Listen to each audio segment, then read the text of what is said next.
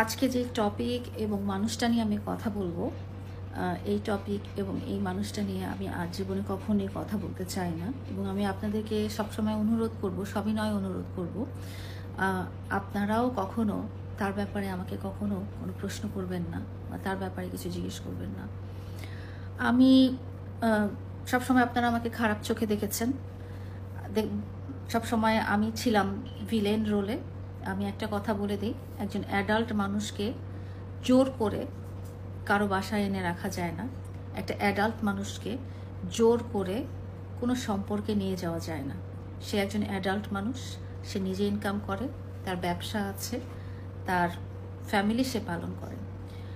তো আমি যেটা বলতে চাই সেটা হচ্ছে যে আমাকে খুব খারাপ বানানো হয়েছে, সব সময় হচ্ছে এবং ফিউচারেও হবে। কারণ কি জানেন? কারণ হচ্ছে কোনো ভালো ব্যাপার না।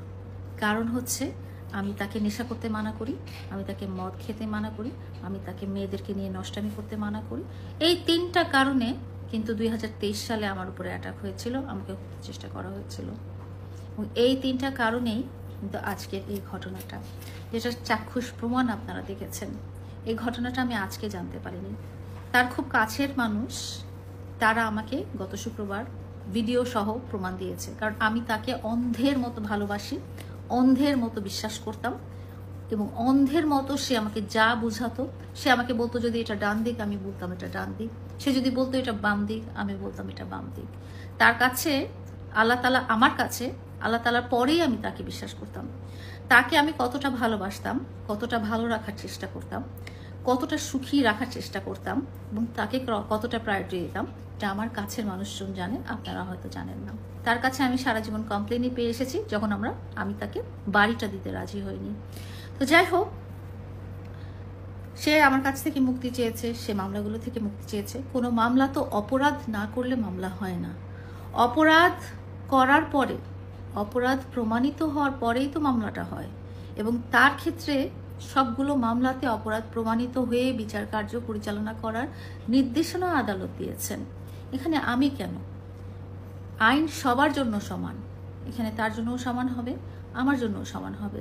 এবং তার অপরাধগুলো কি? তার অপরাধগুলো ফিজিক্যাল অ্যাসল্ট, তার অপরাধগুলো হচ্ছে নারী রিলেটেড, মাদক রিলেটেড। কোনো তো ভালো কাজের জন্য আমি তাকে তো কখনো বাধা দিইনি।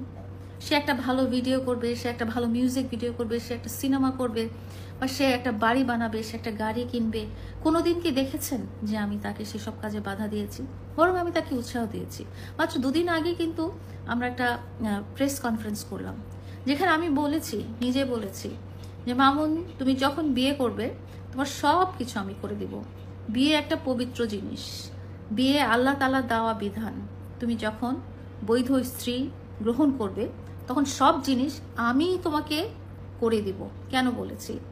কারণ আমি চেয়েছি, মামুন সবসময় চেয়েছি, সে যেন ভালো ভালো পথে চলে, সে যেন সুন্দর পথে চলে, সে যেন সুস্থ পথে চলে, সে যেন আল্লাহর দেওয়া বিধান পথে চলে। সে দুপুরবেলা জুম্মার নামাজ পড়ে তারপরে যদি ফেরার পথে গাঁজা খেতে খেতে লাইফ করে, সেটা তো বিধানের পথে হলো না।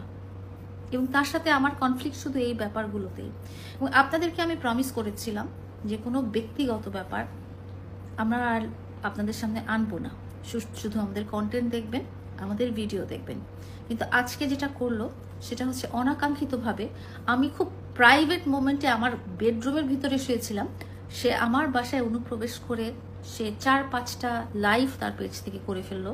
এবং অদ্ভুত, একটা মানুষকে তো আমি বাইক দিয়ে জোর করে আমার বাসায় নিয়ে আসতে পারবো না, এটা তো খুব সাধারণ কথা। আর তাকে আমি লোভ দেখাবো কি? তার সাথে আমার কথা হয়েছে যে সে জানিয়েছে যে তার, আমি যে শর্তগুলো দিয়েছি সে তার অপরাধ স্বীকার করে নিবে এবং সে সেই অপরাধগুলো আর কখনোই করবে না। কিন্তু দেখা গেছে গত 10 দিনে সে সেই অপরাধগুলো বারবার করছে। আমি তাকে বলেছি, তুমি যদি এরকমই করতে চাও, তুমি যদি জীবনটাকে দোজখী বানায় নিতে চাও, তুমি যদি জীবনটাকে জাহান্নামী বানায় নিতে চাও, তাহলে মামলা উঠবে কিভাবে? তোমার সাথে আমার শর্ত ছিল তুমি অপরাধ স্বীকার করে নিবে, 2 নম্বর তুমি সেই অপরাধ আমি ছাড়া অন্য কোনো মেয়ের সাথে করবে না। কিন্তু দেখা গেছে যে অন্য একটা মেয়ে না, একসাথে 4-5টা মেয়ের সাথে সে সেম অপরাধ করে বেড়াচ্ছে।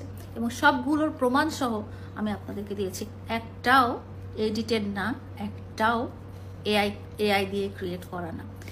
এবং সে কি করছে জানেন, সে আমার সাথে এআই দিয়ে এডিট করে একজন ডিবি প্রধানের ছবি লাগিয়ে জানিয়েছে আমি নাকি মেয়েদের সাপ্লাই দিতাম। আমার ব্যাকগ্রাউন্ড সম্পর্কে কি ওকে নতুন করে বলতে হবে? আমি টিকটকার না, আমি বস্তি থেকে উঠে আসিনি।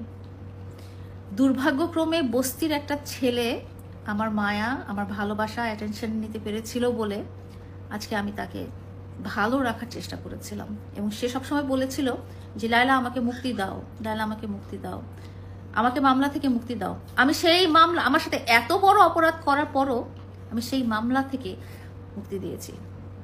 আমি আজকে একটা সত্যি কথা বলি, সে আমার পেটে লাথি মেরে আমার বাচ্চা অ্যাবর্শন করে দিয়েছে। কই, আমি তো সেটার এগেনস্টে কিছু নেই নাই। সে আমার কাছ থেকে টাকা নিয়েছে। ইভেন আজকে তাকে ফ্ল্যাট কিনে দিতে হবে, বাড়ি কিনে দিতে হবে, উলুখোলায় জমি কিনে দিতে হবে, সেই জন্য সে সকালবেলা এসে হাজির হয়েছে, তাকে নিয়ে যেতে হবে। আমার কথা হলো, তোমাকে আমি একটা সুন্দর জীবন দিব, তোমাকে সবই সাপোর্ট দিব, কিন্তু তুমি এই নষ্টামিগুলো কেন কন্টিনিউ করছো? এটা তো কারো জন্যই ভালো না।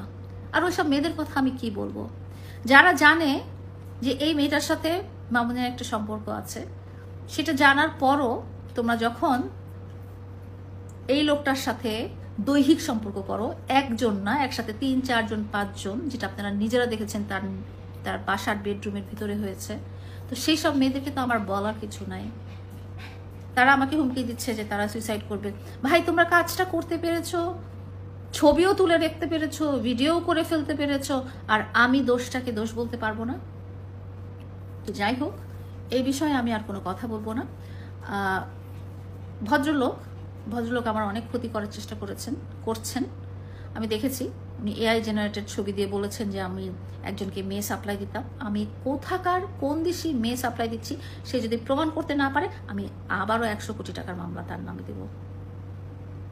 সবকিছু নোংরামির পর্যায়ে নিয়ে গেলে হয় না।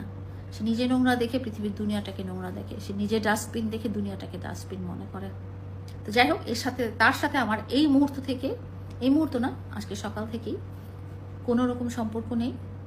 তাকে আমি আর চিনতেও চাই না এবং চিনবও না, এবং সে রিলেটেড আমি আর কোনো কথা বলবো না, আপনারাও আমাকে জিজ্ঞেস করবেন না। তো সবাই দোয়া করবেন, ভালো থাকবেন। আর আমার শরীরটা খুবই খারাপ ছিল এতক্ষণ, এখন আল্লাহর মধ্যে ভালো আছি। ইনশাআল্লাহ আমিও ভালো থাকবো, আমার জন্য দোয়া করবেন।